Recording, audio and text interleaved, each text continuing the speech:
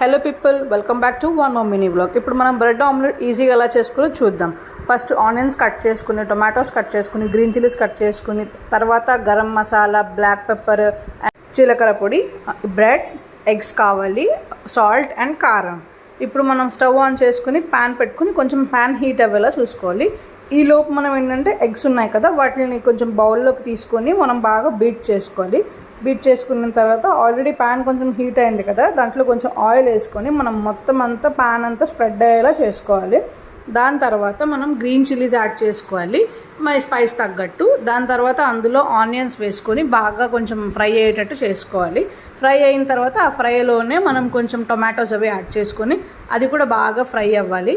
Fry అయిన తర్వాత మనం అందులో కొంచెం మనకు తగినంత సాల్ట్ అండ్ కారం కూడా మనం యాడ్ చేసుకోవాలి. దాని తర్వాత ఆల్రెడీ స్పైసెస్ చూపించాను కదా, జీలకర్ర పొడి, black pepper and garam masala వేసుకొని బాగా కలుపుకోవాలి. కలుపుకున్న తర్వాత అది కొంచెం బాగా ఫ్రై అవుతాయి కదా, తర్వాత ఏంటంటే మనం ఎగ్ అయితే ఏదైతే ఉందో బీట్ చేసింది అది మనం అందులో వేసేస్తాము.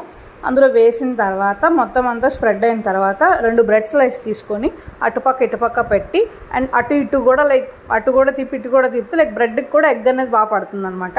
దాని తర్వాత దాని మీద చిన్నగా మనం కారం కానీ లేకపోతే గరం మసాలా కానీ చిన్నగా యాడ్ చేసుకుంటే స్పైస్ అనేది యాడ్ అవుతుంది.